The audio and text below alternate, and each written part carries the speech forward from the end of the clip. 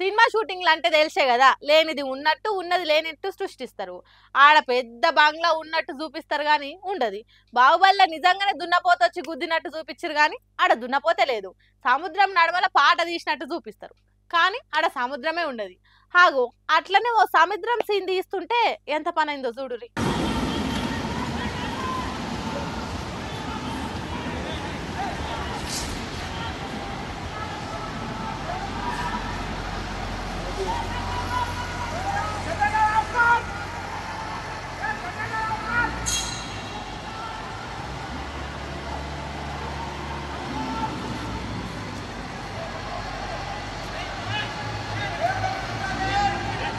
ఓయమ్మనే ఏందిదంతా, నీళ్లు మొత్తం పొంగి పొర్లుతున్నాయి కదా. ఆగో ఆగో ఉన్నోళ్ళంతా ఎక్కడికక్కడ ఉరుకుతుర్రు. ఈడ వీళ్ళేమో కెమెరాలు నానకుండా కుర్చీల మీద పెట్టి మీదికి అందిస్తుర్రు.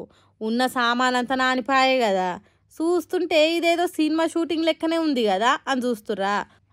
సినిమా షూటింగే. Hero Nikhil the Indian house cinema షూటింగ్లా సముద్రం సీన్ తీసేటందుకు ఇంత పెద్ద సెట్ వేసారట.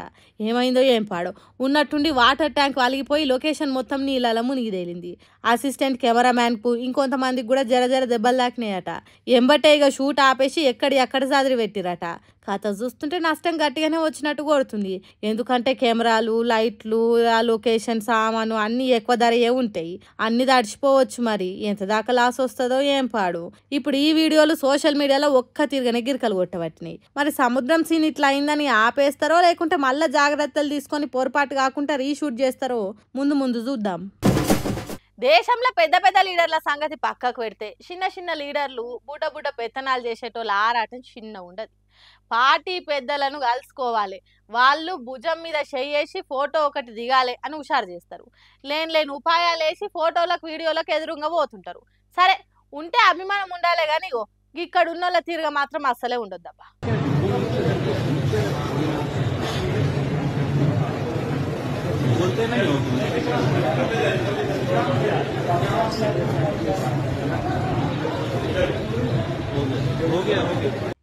ఏం ఫోటోలు రా, దిక్కుమాలిన ఫోటోలు దిగితే దిగుండ్రి.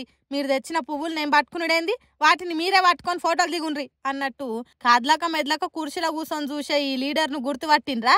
బీహార్ మాజీ ముఖ్యమంత్రి లాలూ ప్రసాద్ యాదవ్. బీహార్ రాష్ట్రంలో సర్కార్ల వీళ్ళ పార్టీ లేకున్నా అక్కడ పవర్ఫుల్ లీడర్లు వీళ్ళు. అందుకే చోటా మోటా కార్యకర్తలు గిట్ల కాళ్ళకు దండం పెట్టి పూల బొకేలు చేతిలో పెట్టి ఫోటోలు దిగటానికి వచ్చిండ్రు. బుధవారం నాడు లాలూది పుట్టిన బర్త్డే కాబట్టి రాష్ట్రీయ జనతాదళ్ పార్టీ కార్యకర్తలు గిట్ల వరుసగట్టిండ్రు. అంతకుముందు లడ్డుతో చేసిన కేకును కత్తిరించటానికి పెద్ద కత్తి తెస్తే ఆ కత్తిని కూడా పట్టుకోనట్టు వట్టి కేకును కోయనట్టు కోసిండట. ఇక ఈ వీడియోలు చూసిన బీహార్ పబ్లిక్, దేశం పబ్లిక్ గింత బల్ప తన కింద పనిచేసేటోళ్ళంటే గింత లెక్క చేయంతనమా, అధికారంలో లేకున్నా గింత పొగరును చూపెడుతుండంటే పుసుక్కున్న వీళ్ళ పార్టీ సర్కార్లుంటే ఇంకెట్లుండేదో. అయినా వంగి దండాలు పెట్టేటోళ్ళని అనాలి.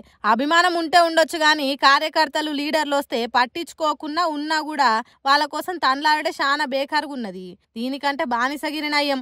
ఆ లీడర్కు మేము బానిసలమని ప్రకటించుకుంటే ఇంకే మంచిది అని తిడుతున్నారు ఈ వీడియోను చూసిన జనాలు.